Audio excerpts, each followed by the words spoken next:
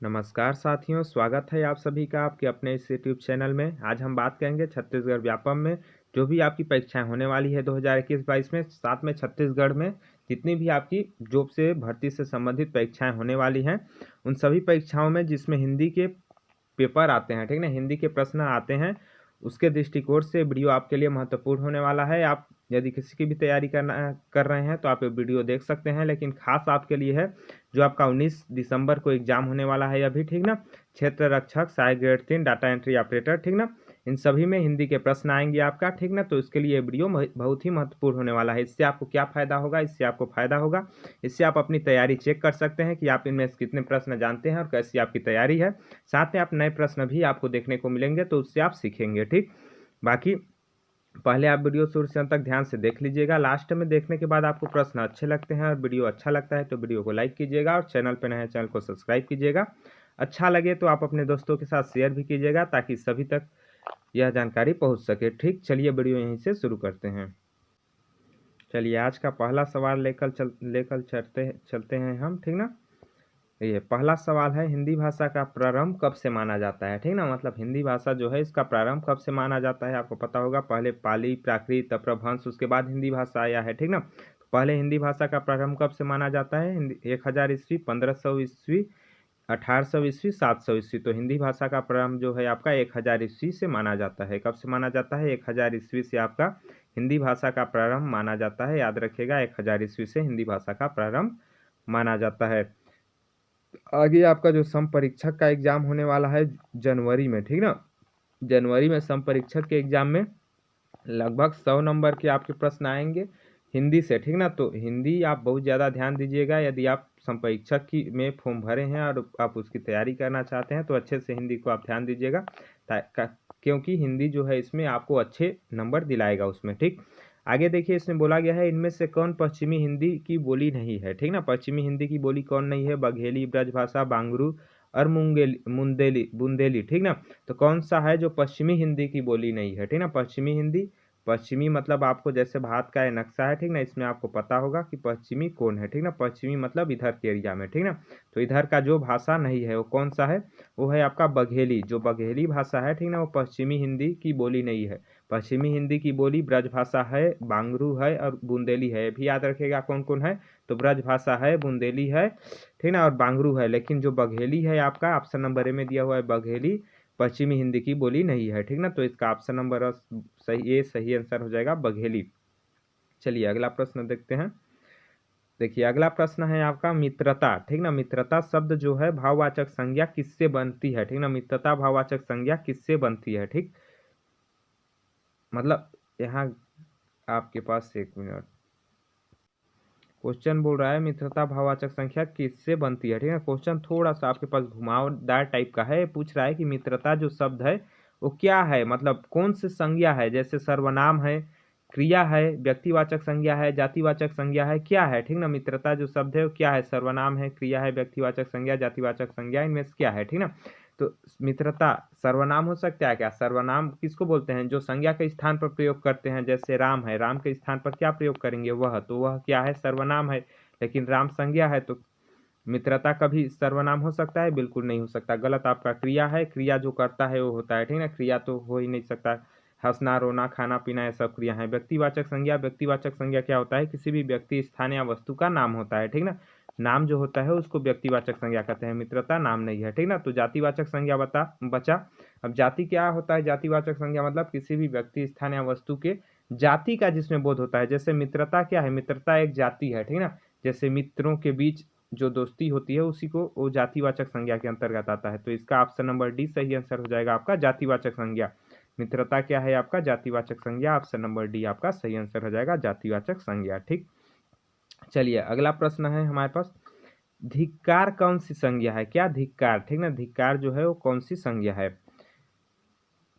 धिक्कार, धिक्कार मतलब आप क्या समझे? धिक्कार, आदर, सत्कार, धिक्कार। धिक्कार मतलब आपको खदेड़ देना, क्या होता है? सिंपल भाषा में धिक्कार मतलब आपको खदेड़ देना, ठीक ना। अब खदेड़ देना कौन सी संज्ञा है? तो खदेड़ देना जाति है क्या इसमें? धिक्कार में कोई जाति लग रहा है आपको? खदेड़ दे रहा है उसमें कोई जाति है क्या? तो बिल्कुल गलत हो जाएगा, नहीं है, ठीक है ना। व्यक्तिवाचक संज्ञा किसी व्यक्ति का नाम है क्या? बिल्कुल नहीं है, मतलब व्यक्तिवाचक भी नहीं होगा, खत्म सी बात। आप नहीं जानते हैं फिर भी हिंदी के अधिकांश प्रश्न कर सकते हैं, केवल आपको थोड़ा सा दिमाग लगाने की जरूरत होती है, ठीक। लेकिन इसमें माइनस मार्किंग भी रहता है 1/4, तो आप इसमें गलत भी करेंगे तो आपको घाटा होगा, ठीक। इसलिए सोच समझ के कीजिएगा, ठीक। ऐसे आप भिड़ा सकते, देखिए धिक्कार का मतलब जाति होता नहीं है, हो नहीं सकता, व्यक्तिवाचक होगा नहीं, हो नहीं सकता। आगे क्या पूछा है? आगे आपका एक द्रव्यवाचक है, एक भाववाचक, ठीक है ना। द्रव्यवाचक मतलब क्या होता है? किसी भी मतलब द्रव या फिर धातु, क्या होता है? द्रववाचक संज्ञा में होता है धातु या द्रव। क्या? धातु या द्रव का जिसमें नाम होता है वो होता है द्रव्यवाचक संज्ञा। जैसे आपके सोना हो गए, क्या? सोना हो गया, ठीक ना। साथ में आपका पानी हो गया, दूध हो गया, ठीक ना, घी हो गया, ये सब क्या है? द्रव्यवाचक संज्ञा। तो धिक्कार एक ही बचा आपका, भाववाचक होगा। बाकी क्या होगा? बाकी तो कुछ हल नहीं है, तो ऑप्शन नंबर बी सही आंसर हो जाएगा, भाववाचक संज्ञा, ठीक है। धिक्कार कौन सी संज्ञा है? भाववाचक संज्ञा। तो इस प्रकार से आप आसानी से समझ सकते हैं, ठीक। हिंदी को नॉर्मल भाषा में समझने की कोशिश कीजिएगा। अपने आम भाषा में कोई भी सब्जेक्ट आप पढ़ते हो तो आम भाषा में समझने की कोशिश कीजिएगा। आप उसको ज़्यादा अच्छे से और ज़्यादा लंबे समय तक याद रख पाएंगे, उसको अच्छे से समझ पाएंगे, ठीक है, और समझा भी पाएंगे दूसरे को। मध्य पुरुष सर्वनाम कौन सा है? ठीक ना, मध्य पुरुष सर्वनाम कौन सा है? अब देखिए, सर्वनाम जो होता है वो 3 प्रकार का होता है। एक आपका पहला होता है उत्तम पुरुष। क्या होता है? पहला उत्तम पुरुष, इसी को बोला जाता है, सॉरी, पहला उत्तम पुरुष, ठीक ठीक बोल रहा मैं, उत्तम पुरुष या प्रथम पुरुष, क्या बोला जाता है? उत्तम पुरुष या प्रथम पुरुष। दूसरा होता है आपका मध्यम पुरुष, ठीक ना, दूसरा मध्यम पुरुष। और तीसरा आपका क्या होता है? तीसरा होता है अन्य पुरुष। क्या होता है? अन्य पुरुष, ठीक ना। अब देखिए, उत्तम पुरुष क्या होता है? उत्तम पुरुष या प्रथम पुरुष का मतलब जो बोलता है। अब बोलता कौन है? मैं बोलता हूँ। कौन बोलता है? अभी कौन बोल रहा है? मैं बोल रहा हूँ, या फिर हम बोलते हैं। क्या? मैं या हम, दो ही लोग बोलते हैं, मैं या हम। तो मैं या हम क्या हो जाएगा आपका? उत्तम पुरुष होता है। उत्तम पुरुष मतलब प्रथम पुरुष। और मध्य पुरुष क्या होता है? मध्यम पुरुष। मध्यम पुरुष होता है जिसको बोला जाता है, जिसको बोला, मतलब नहीं, जो सुनता है। क्या होता है? जो सुनता है। जिसको बोला जाता है तुम, ठीक ना। कौन सुनता है? तुम, ठीक ना। तुम या आप, क्या? तुम या आप क्या हो जाएगा आपका? मध्यम पुरुष। और अन्य पुरुष जितने भी बाकी बचे आपके, जिसके बारे में बोला जाता है। अन्य पुरुष का मतलब होता है जिसके बारे में बोला जाता है, ठीक ना, जिसके बारे में बोला जाता है। जैसे वह, ठीक ना, वे, वह, वे, ठीक ना। ये सब क्या है? जितने भी बचे आपका, हम और मैं और तुम छोड़ के जितने बचे सारे अन्य पुरुष होते हैं। तो मध्यम पुरुष केवल तुम होता है, ठीक ना। तो इसमें देखिए आपका ऑप्शन दिया होगा, मध्यम पुरुष सर्वनाम कौन सा है? मैंने, ये तो आपका प्रथम पुरुष है, अभी मैं बताया। मैंने मतलब जो बोलता है, तो मैं ना बोल रहा हूँ, तो ये नहीं हो सकता। आपने मतलब जिसको बोला जा रहा है। तो तुम या आप बताया ना, तुम या आप क्या होता है आपका? मध्य पुरुष, मध्यम पुरुष। तो ये क्या हो जाएगा? ऑप्शन नंबर ब इसका सही आंसर हो जाएगा, आपने, ठीक ना। आपने कौन सा हो जाएगा? मध्य पुरुष सर्वनाम। उसने, ये तो आपका अन्य पुरुष हो जाएगा। क्या हो जाएगा? अन्य पुरुष। अन्य पुरुष, क्योंकि मैं, हाँ, मैं, ठीक ना, और हम और तुम छोड़कर बाकी जो भी आते हैं सारे अन्य पुरुष होते हैं, ठीक, जिसके बारे में बोला जाता है। तो ये सारे अन्य हो जाएंगे आपके। तो ऑप्शन नंबर ब इसका सही आंसर हो जाएगा, बी, ठीक ना, आपने। अगला है सर्वनाम के कितने भेद होते हैं? क्या? सर्वनाम के कितने भेद होते हैं? तो अभी जो मैंने आपको उत्तम, मध्य और अन्य पुरुष बताया, वो केवल पुरुषवाचक सर्वनाम के प्रकार हैं। क्या है? वो तीनों आपके पुरुषवाचक सर्वनाम के प्रकार हैं, ठीक ना। सर्वनाम के कितने भेद होते हैं? सर्वनाम के 6 भेद होते हैं। कितने भेद होते हैं? सर्वनाम के 6 भेद होते हैं। ऑप्शन नंबर सी सही आंसर हो जाएगा, 6 भेद होते हैं। अब ये 6 भेद कौन कौन से हैं?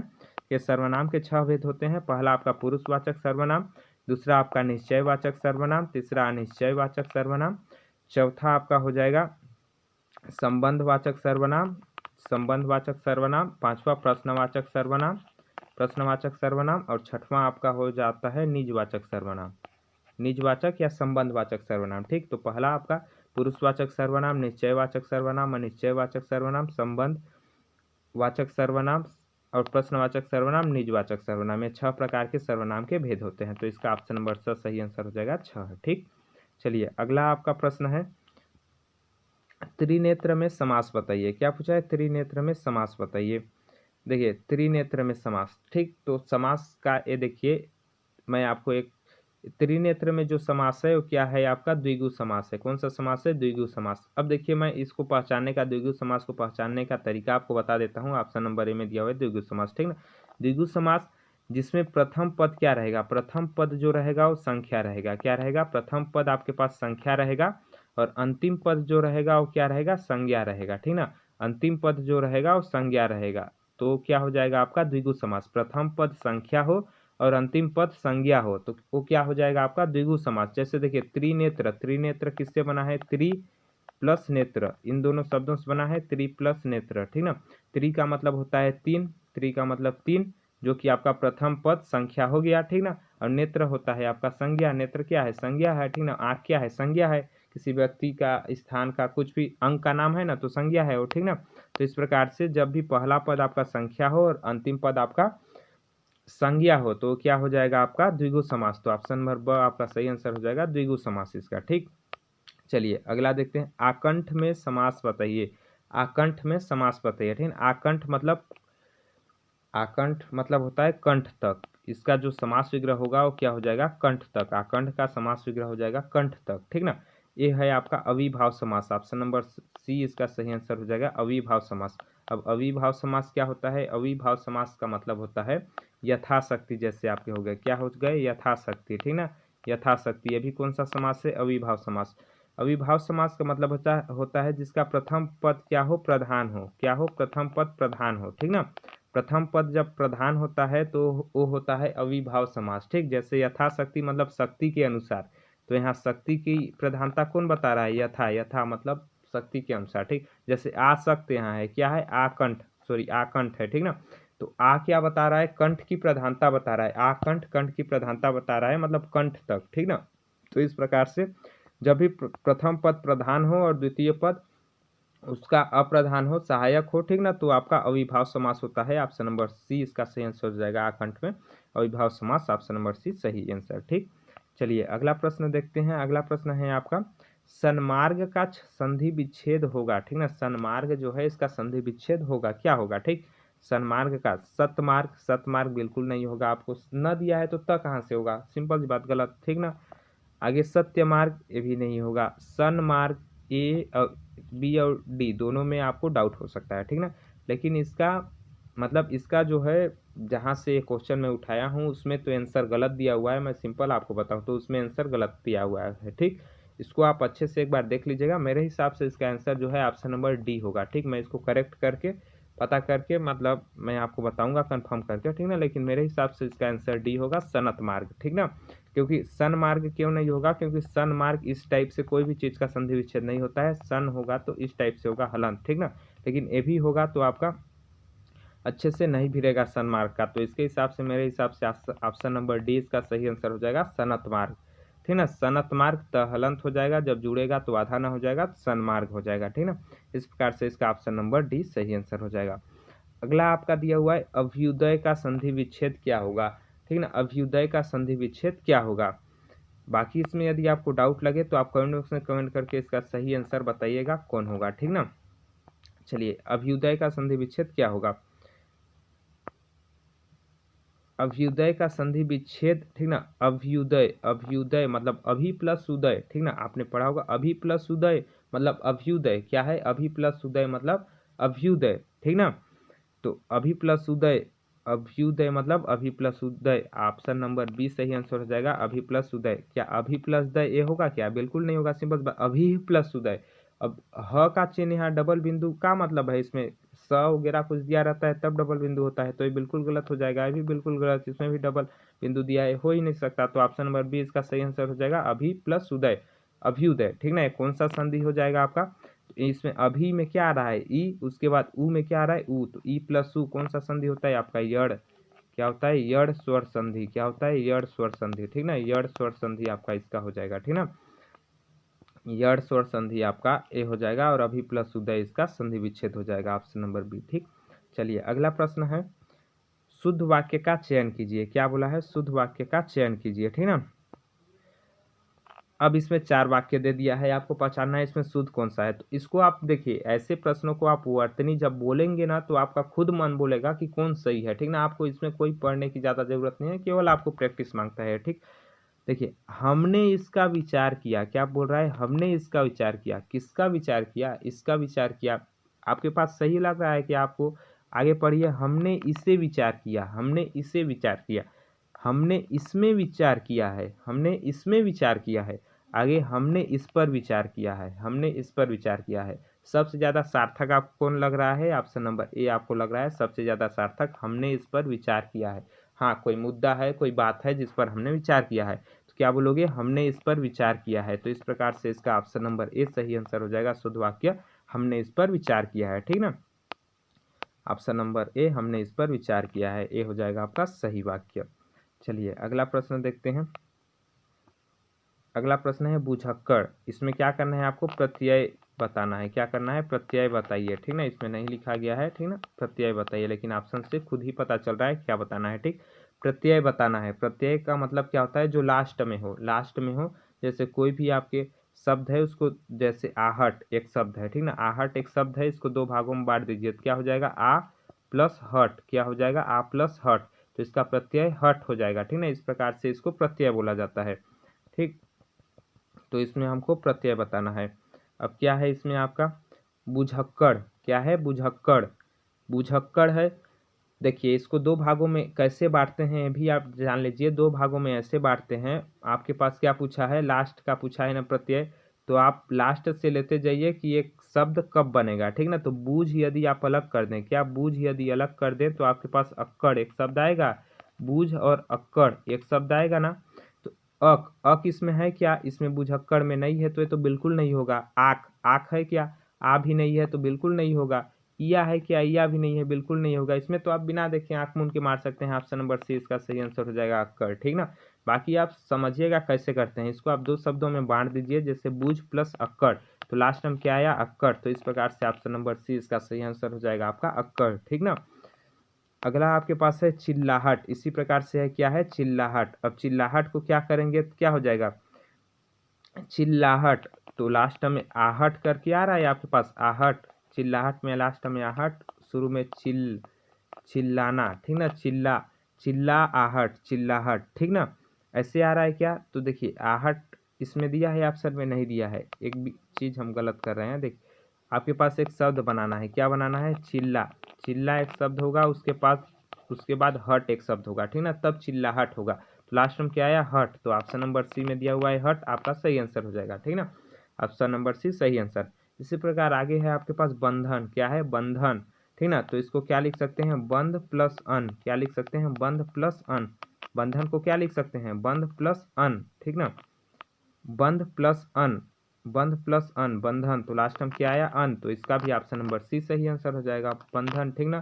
तो इस प्रकार से इन तीनों का आपका आंसर आ जाएगा। चिल्लाहट में आपका ऑप्शन नंबर सी सही आंसर हो जाएगा। हट प्रत्यय है और जो बंधन में है इसमें अन प्रत्यय है, ठीक ना। तो दोनों का आपका सी सही आंसर हो जाएगा। चलिए अगला प्रश्न देखते हैं। अगला प्रश्न है आपका चिड़िया। क्या है? चिड़िया। चिड़िया, एक मिनट, इसमें भी नहीं बताया गया है ना क्या करना है, लेकिन देखिए इसमें ऑप्शन से पता चल रहा है। चिड़िया कौन सा शब्द है ये बताना है। क्या बताना है? कौन सा शब्द है ये बताना है, ठीक ना। कौन सा शब्द है? यहाँ देखिए चार प्रकार दिए हुए हैं, एक तद्भव, एक तत्सम, एक देशज, एक विदेशी, ठीक ना।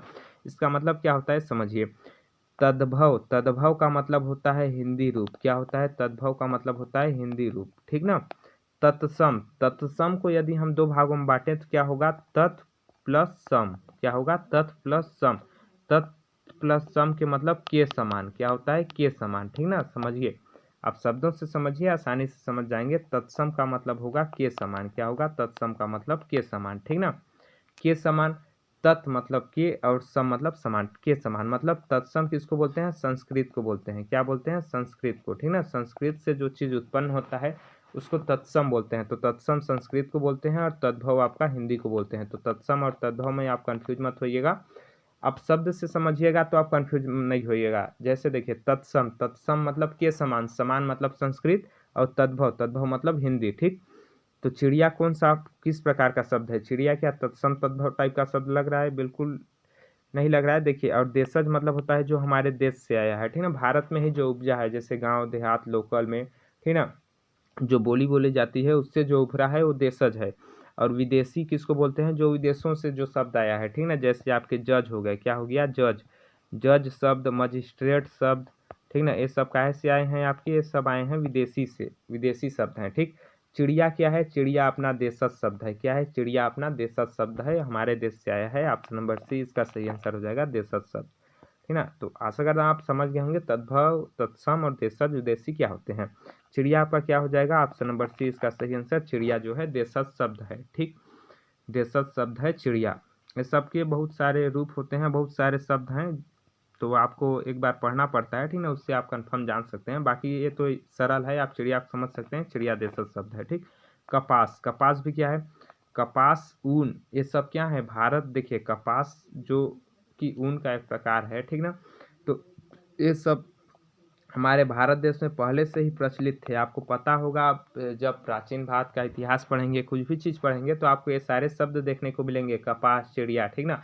तो जितने भी पुराने ज़माने में शब्द देखने को मिलते थे हमारे भारत देश में, वो सारे के सारे देशज शब्द हैं। क्या हैं, वो सारे के सारे देशज शब्द हैं। तो ये देखिए, ये भी आपका क्या हो जाएगा, देशज शब्द। कोई तो इसका ऑप्शन नंबर डी सही आंसर हो जाएगा, देशज शब्द, ठीक ना। कपास जो है किस प्रकार का शब्द है, आपका देशज शब्द है, ऑप्शन नंबर डी सही आंसर, देशज शब्द, ठीक। चलिए, विदेशज शब्द में उदाहरण जैसे आपको मैंने बता दिया, जज हो गया, जज, मजिस्ट्रेट, ठीक ना, ये जो भी आपके जैसे इंग्लिश टाइप के वर्ड लग रहे हैं, ठीक ना, ये सब विदेशी शब्द होते हैं। और तद्भव, तद्भव मतलब हिंदी शब्द, जैसे कान आपका हो जाएगा, कान क्या है, तद्भव शब्द है। तत्सम क्या है, कान का कर्ण क्या है, कर्ण जो है तत्सम शब्द है, कर्ण का तद्भव कान होता है, ठीक ना। कर्ण जो है संस्कृत शब्द है, कान हिंदी शब्द है, तो इसको तत्भव बोला जाता है, ठीक। और तत्सम आपका कर्ण हो जाएगा उसका, इस प्रकार से होते हैं, ठीक। चलिए अगला प्रश्न देखते हैं।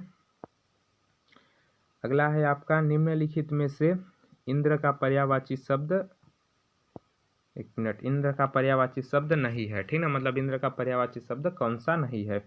देखिए, विष्णु, सुरेंद्र, देवेश, सुरेश, ठीक। तो विष्णु आप जानते होंगे कि विष्णु एक देव होते हैं, ठीक ना, एक भगवान होते हैं जो इंद्र से बड़े होते हैं, आपको पता ही होगा, यदि आप हिंदू धर्म से हैं, आप देखे होंगे महाभारत, रामायण, कृष्णा, कुछ भी, ठीक ना।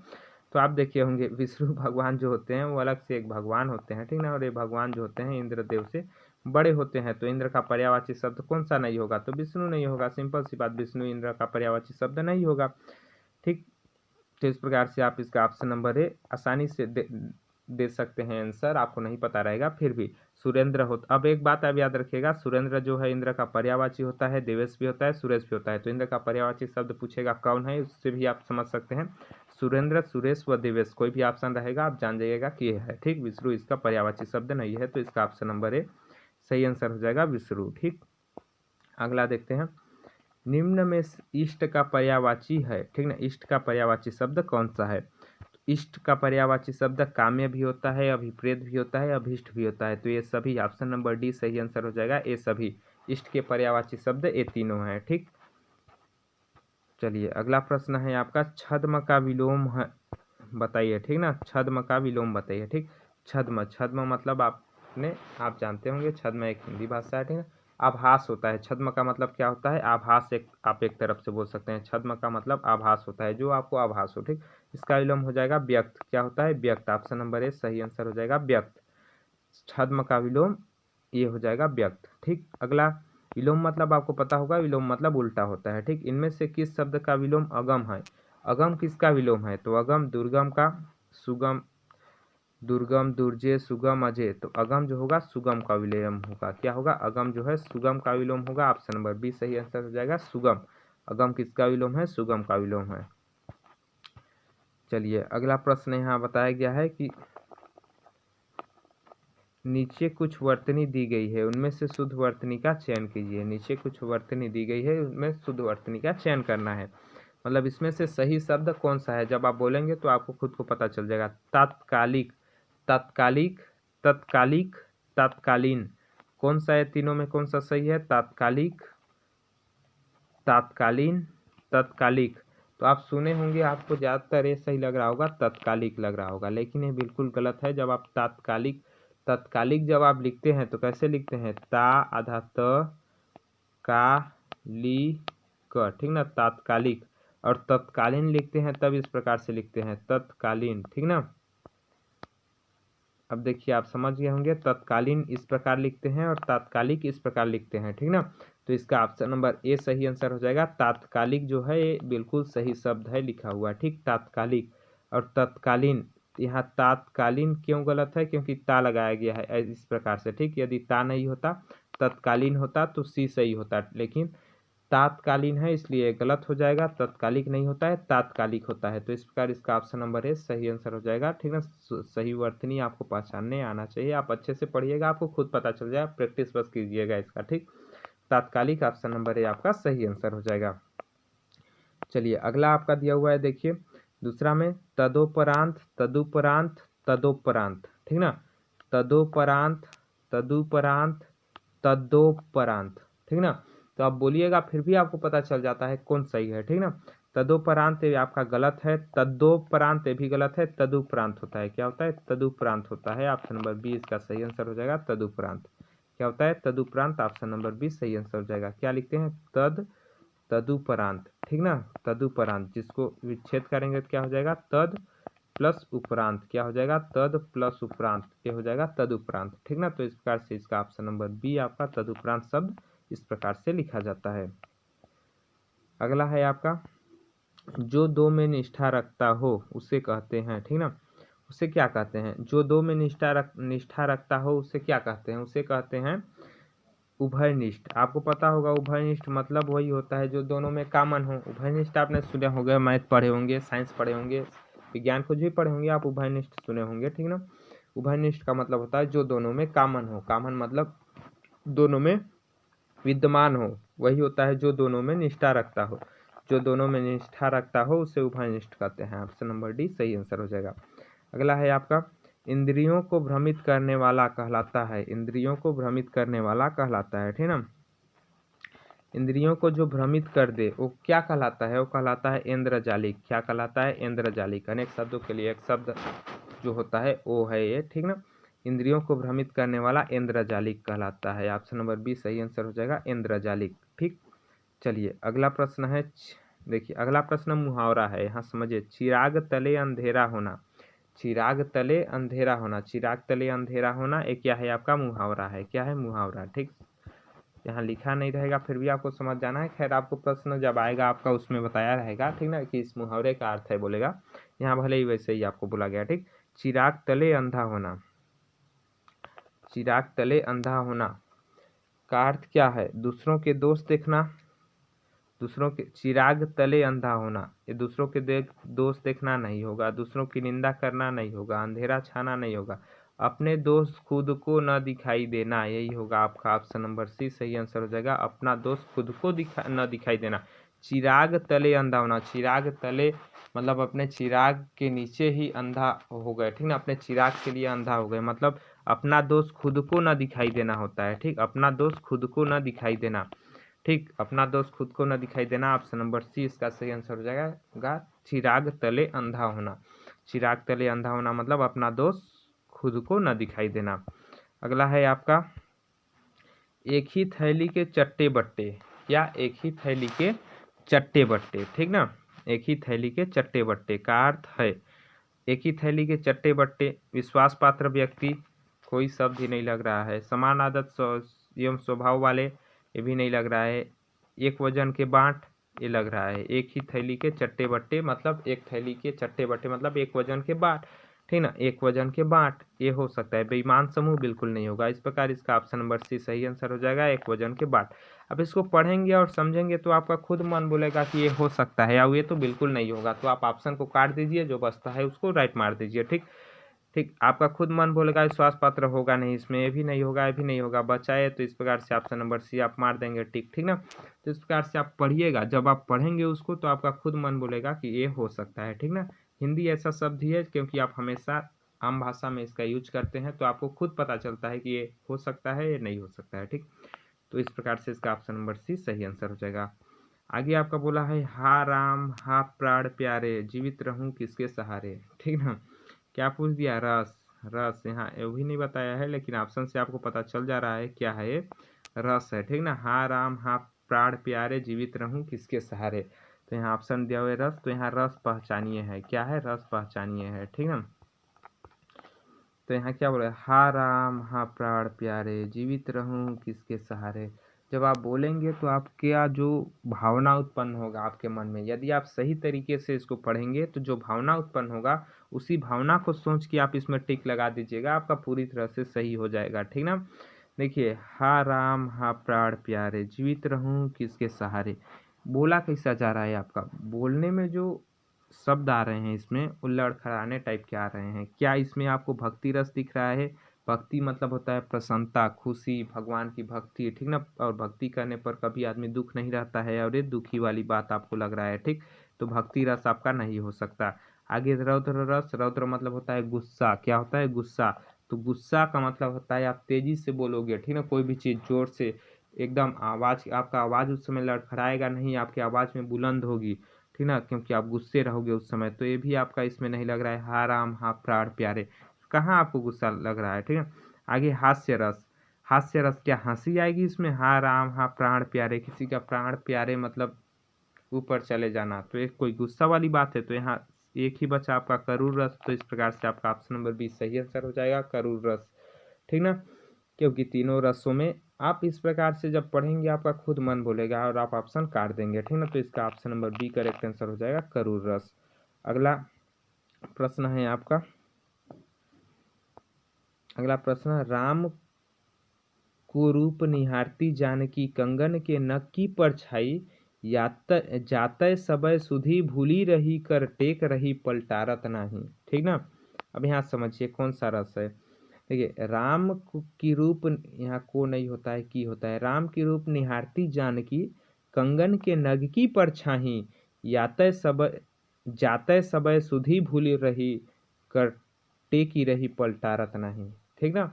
मतलब यहाँ क्या है, राम और सीता जी का, जो राम भगवान व सीता जी हैं, इन दोनों के बारे में बताया गया है। और इससे आपको पता चल रहा होगा कि राम और सीता क्या है, पति पत्नी हैं। क्या है? पति पत्नी हैं, आपको पता है, ठीक। तो पति पत्नी के बीच एक ही रस होता है जो कि श्रृंगार रस होता है। क्या होता है? श्रृंगार रस। या तो संयोग रस होता है या तो वियोग रस होता है, ठीक ना। श्रृंगार रस में या तो संयोग या तो वियोग रस होता है, ठीक ना। जहाँ भी प्रेम वाली बात हो, ठीक ना, प्रेम वाली बात हो, वहाँ एक श्रृंगार रस ही है, बाकी कोई रस नहीं है, ठीक ना। तो यहाँ राम और सीता जी की बात की गई है, तो वहाँ श्रृंगार रस ही होगा, बाकी नहीं होगा। तो इसमें करूर रस तो होगा नहीं आपका, सिंपल आप काट दीजिए। भक्ति रस भी नहीं होगा, क्योंकि राम और सीता की बात है, पति पत्नी की बात है, ठीक ना। देखिए, राम के रूप निहारती जानकी, जानकी मतलब क्या होता है? सीता माता, जानकी मतलब सीता माता, और राम की रूप मतलब राम भगवान, ठीक ना, सिंपल सी बात। तो राम और सीता जी के बारे में बोला गया है, तो भक्ति और करूर रस नहीं होगा। अब बचा योग श्रृंगार और संयोग श्रृंगार रस। तो आप यहाँ क्या बोल रहा है? राम की रूप निहारती जानकी, ठीक है। संयोग मतलब होता है आपका जब प्रेम उमड़ रहा हो, ठीक ना। और वियोग मतलब होता है दूर दूर हो जाना, ठीक ना, मतलब दूर दूर हो जाना, एक तरफ से जो तलाक बोलते हो, ठीक ना, वही मतलब दूर हो जाना वियोग। और संयोग मतलब, ठीक ना, इस प्रकार से होता है संयोग और योग। तो देखिए, राम की रूप निहारती जानकी, कंगन के नख की परछाई, जाते समय सुधी भूली रही, कर टेक रही पलटारत नहीं। मतलब सीता माता जो हैं, राम को रूप को देखते ही रह जा रही हैं, ठीक ना। तो यहाँ कोई भी योग वाली बात नहीं है, ठीक। इसको आप अच्छे से समझिएगा, आपको योग वाली बात ही नहीं आएगा, ठीक। तो इसमें संयोग श्रृंगार रस, ऑप्शन नंबर बी आपका सही आंसर हो जाएगा, संयोग श्रृंगार रस, ठीक ना। क्योंकि सीता माता और राम भगवान के बारे में बताया गया है, तो इसमें आपका ऑप्शन नंबर बी सही आंसर हो जाएगा, संयोग श्रृंगार रस, ठीक। इस प्रकार से आप आसानी से बना सकते हैं, बस आप थोड़े से समझना पड़ेगा आपको। देखिए, अगला प्रश्न है आपका, ये आपका छंद से प्रश्न है। क्या है? छंद पहचानिए। क्या है? छंद पहचानिए, ठीक ना, पहचानिए है। इसमें बोला गया है, श्री गुरु चरण सरोज रज निजमज मुकुर सुधारी, वंदियु रघुवर विमल जस जो दायक फलचारी। यहाँ एक चीज मिस्टेक है, ध्यान दीजिएगा। यहाँ आपका कुमा आएगा, ठीक ना, कुमा आएगा, यहाँ भी आपका कुमा आएगा, ठीक ना, ये मिस्टेक है यहाँ, ठीक। श्री गुरु चरण सरोज रज निजमज मुकुर सुधारी, वंदु रघुवर विमल जस जो दायक फलचारी, ठीक ना। ये आपका दोहा है, आपको पता ही होगा, ये दोहा आपने सुना होगा, आपको याद भी होगा, ठीक ना। ये दोहा है, सिंपल सी बात।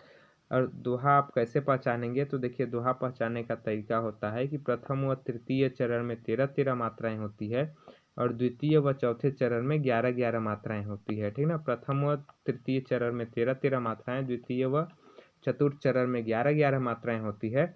मात्राओं की गणना कैसे करते हैं? तो जो बड़ा होता है उसको 2 गिनते हैं, और जो छोटा होता है उसको 1 गिनते हैं, ठीक ना। और 2 को दर्शाते हैं यह चिन्ह से, 1 को दर्शाते हैं एक सीधा लाइन से। ठीक, इस प्रकार से आपने छंद पढ़ा होगा तो आपको पता होगा, ठीक ना। तो इसको जब यहाँ से देखिए इन दोनों में कोमा आएगा, तो जैसे यहाँ से यहाँ तक की जब हम मात्रा गिनेंगे तो आपके 13 मात्राएं आएंगे। ठीक, और 13 मात्रा आया मतलब वो दोहा छंद हो जाएगा, सिंपल सी बात। ठीक, और यहाँ से यहाँ तक जब जो गिनेंगे, ठीक ना, यहाँ से यहाँ तक गिनेंगे तो उस समय 11 मात्रा आएगा। तो प्रथम मात्रा जब 13 आता है, द्वितीय मात्रा 11 आता है, तो वहाँ आपका क्या होता है, दोहा छंद होता है। ठीक, तो इस प्रकार ये आपका दोहा है। ऑप्शन नंबर ए सही आंसर हो जाएगा, दोहा छंद।